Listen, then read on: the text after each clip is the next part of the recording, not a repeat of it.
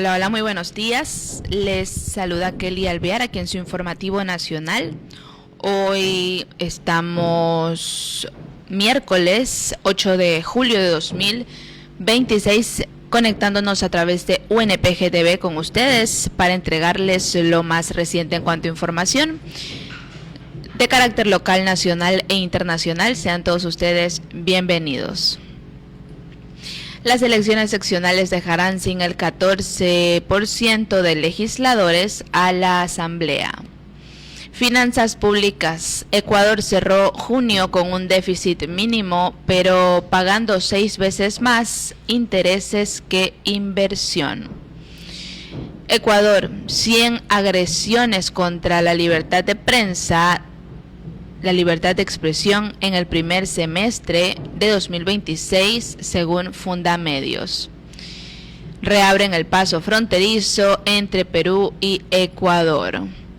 Incendio afectó a un antiguo centro médico abandonado en la avenida Casuarina.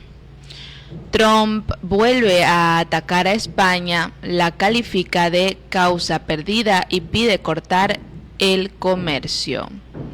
Al menos 7 muertos en nuevos ataques rusos en Ucrania mientras la OTAN se reúne en Turquía. Trump vuelve a reclamar Groenlandia y Dinamarca responde con un rotundo no está en venta. Estas son las noticias que vamos a revisar hoy en este informativo nacional. No olviden que pueden darle like, comentar y compartir este programa que llega a ustedes gracias al licenciado Richard Sellán Bajaña, presidente de la Unión Nacional de Periodistas, Núcleo del Guayas. También agradecemos a los medios de comunicación que comparten este informativo nacional a través de sus redes sociales. Ellos son Radio Guayasense TV, Radio Sensación Digital, Radio Discorama en Italia, Radio La Voz de Daule, Postdata TV, estopensamos.com y Gloria Visión TV. También Coral Noticias desde Nueva York. Gracias por el apoyo diario. Damos inicio al desarrollo de la información. Hasta máximo el 17 de agosto de 2026, cuando vence el plazo para la inscripción de candidatos para las elecciones seccionales, podrán permanecer en sus cargos 21 legisladores principales y 2 suplentes que participarán en el proceso electoral, y de ahí la Asamblea Nacional se quedará sin el 14% de sus miembros. Según el artículo 93 del Código de la Democracia, cuando la autoridad de elección popular se postula para un cargo diferente al que desempeña actualmente, deberá renunciar antes de presentar la solicitud de inscripción de su candidatura. Según el calendario electoral, el proceso de registro de candidatos se realizará del 2 al 17 de agosto de 2026. A excepción de Niels Olsen, expresidente de la Asamblea Nacional, por el momento ningún legislador que participará en las elecciones seccionales como candidato ha presentado su renuncia. Si consideramos que de los 151 asambleístas elegidos para el actual periodo, 21 legisladores principales serán candidatos en las elecciones seccionales, esto equivale a que desde mediados de agosto la Asamblea se quedará sin el 14% de sus miembros. Seguimos con el desarrollo de la información aquí en su informativo nacional. Esta primera nota la hemos leído del mercurio.com.es y ahora lahora.com.es nos dice que Ecuador cerró junio con un déficit mínimo, pero pagando 6 veces más intereses que inversión. A primera vista, las cuentas fiscales del Ecuador muestran una imagen alentadora. Entre enero y junio de 2026, el déficit del presupuesto general del Estado, PGE, fue de apenas 31 millones de dólares, una mejora sustancial frente al déficit de 1.757 millones de dólares registrado en el mismo periodo de 2025. Sin embargo, detrás de ese resultado hay una realidad menos favorable. El secretario técnico del Observatorio de la Política Fiscal, Jaime Carrera, sostiene que el aparente equilibrio responde principalmente a ingresos extraordinarios y temporales, mientras el peso de la deuda continúa desplazando recursos que podrían destinarse a inversión, salud y educación. La cifra que mejor resume esta situación es contundente.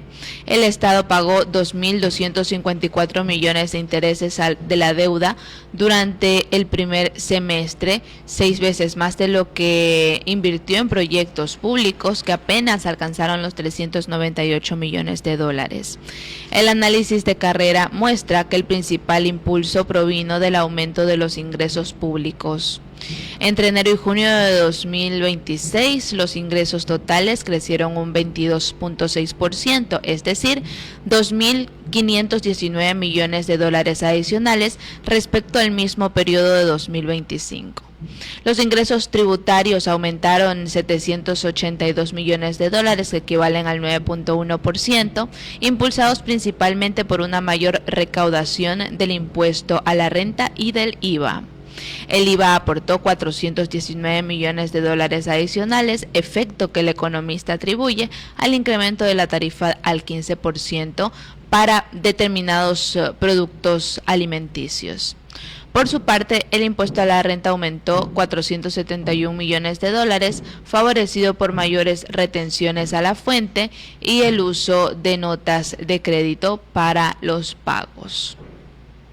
Continuamos con el desarrollo de la información. Este mismo medio de comunicación, Diario La Hora, nos indica que 100 agresiones contra la libertad de expresión es lo que resulta del primer semestre de 2026, según Fundamedios.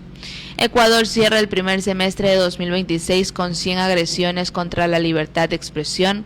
Solo en junio, Fundamedios documentó 14 agresiones contra periodistas, medios de comunicación y fuentes periodísticas. Destacó esta la organización de la sociedad civil. Este 7 de julio, Fundamedios expuso un breve balance de las agresiones registradas durante lo que va del año. De acuerdo al registro de Fundamedios, en junio hubo agresiones a 10 periodistas afectados, 3 medios de comunicación y una fuente periodística. Las amenazas fueron la agresión más frecuente del mes de julio, apuntó la organización liderada por César Ricaurte. También se identificaron los tipos de agresión generados: 4 amenazas, 3 restricciones al acceso a la información, un asesinato, un proceso judicial, un caso de censura, un ataque digital y un discurso estigmatizante. Fundamedios señala a un agresor principal. El Estado volvió a ser el principal agresor en 6 de los 14 casos documentados. Menciona Fundamedios, se clasifica que hubo 6 ataques estatales, 3 desconocidos, 3 no estatales y 2 ataques de organizaciones criminales. Junio estuvo marcado por la muerte violenta de la activista y veedora ciudadana Mónica Silva en Santa Elena.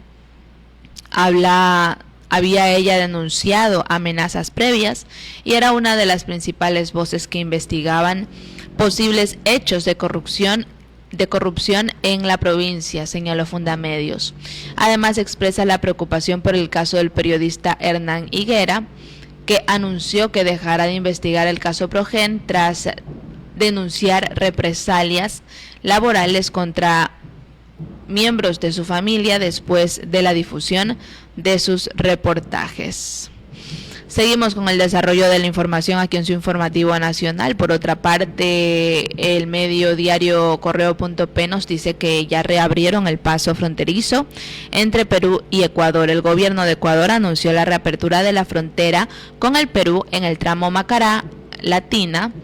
Así lo dio a conocer la ministra de dicho país, Natalie Morillo, que informó que la medida fue adoptada tras evaluar los resultados del cierre, y el cual había sido implementado para combatir el tráfico de armas y reforzar la seguridad. Asimismo, mediante su cuenta de X, antes Twitter, la autoridad señaló que el bloque de seguridad continuará desplegado en la zona para garantizar el control fronterizo y proteger a las familias ecuatorianas. Ahora, un incendio afectó a un antiguo centro médico abandonado en la avenida Casuarina, según el diario eluniverso.com. Un incendio se registró en la noche de este martes 7 de julio en un antiguo centro médico ubicado en la avenida Casuarina, en el noroeste de Guayaquil. La emergencia movilizó a varias unidades del cuerpo de bomberos para controlar las llamas y evitar que el fuego alcanzara inmuebles cercanos. El incendio se originó en el segundo piso de la edificación situada junto al mercado de la Casuarina, informó TC Televisión. La presencia de la densa columna de humo alertó a moradores y comerciantes del sector, quienes inicialmente pensaron que se trataba de una quema de cables. El inmueble permanece abandonado desde hace varios años y es frecuentado por personas que ingresan al lugar. Moradores señalan que esa sería una de las posibles causas del incendio, aunque las autoridades no han confirmado el origen del fuego. Ahora, en el ámbito internacional, Trump vuelve a atacar a España, la califica de causa perdida y pide cortar el comercio. Aquí tenemos un reporte corto de Euronews.com. El presidente estadounidense Donald Trump volvió a arremeter contra España, calificándola de causa perdida y amenazando con cortar todo el comercio con el país. Las declaraciones del presidente de Estados Unidos se produjeron durante una comparecencia conjunta ante la prensa con el secretario general de la OTAN, Mark Rutte. Donald Trump criticó al gobierno de Pedro Sánchez por su negativa a aumentar el gasto en defensa al 5% de su PIB. Cause. We don't want to do any trade business with Spain anymore, by the way. I'd like you to cut it off. Spain is a terrible partner in NATO. They don't participate, they don't pay. Según fuentes cercanas a Sánchez, el presidente del gobierno español se había estado preparando para este escenario. El gobierno elaboró una serie de argumentos y datos para responder a los ataques de Trump.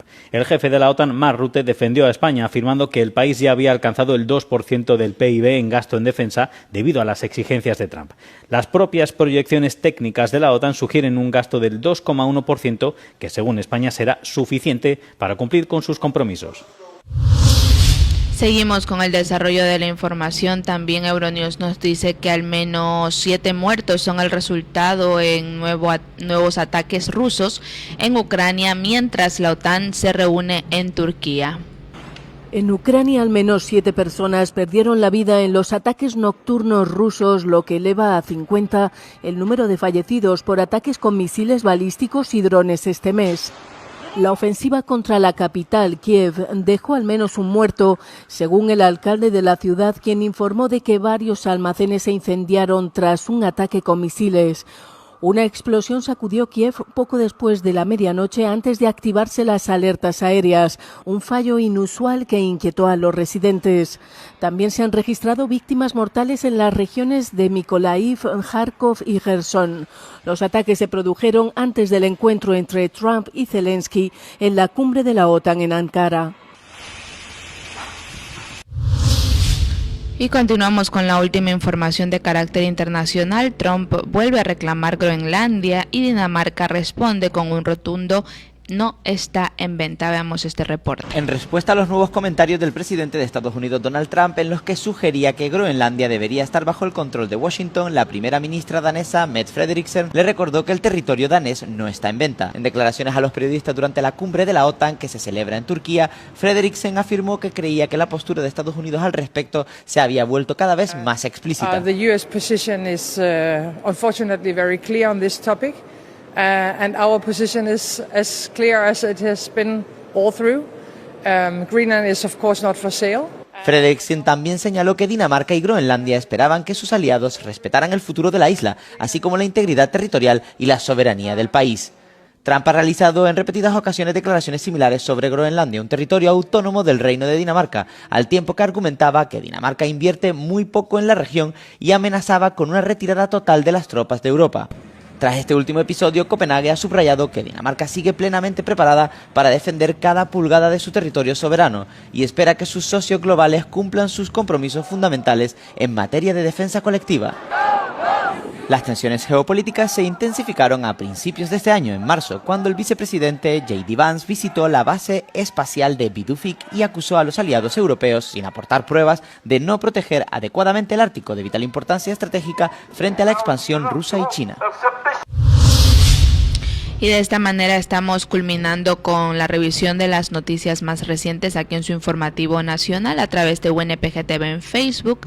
Como siempre, de lunes a viernes a partir de las 10:30 les traemos la información más relevante de los distintos medios de comunicación a nivel local, nacional e internacional.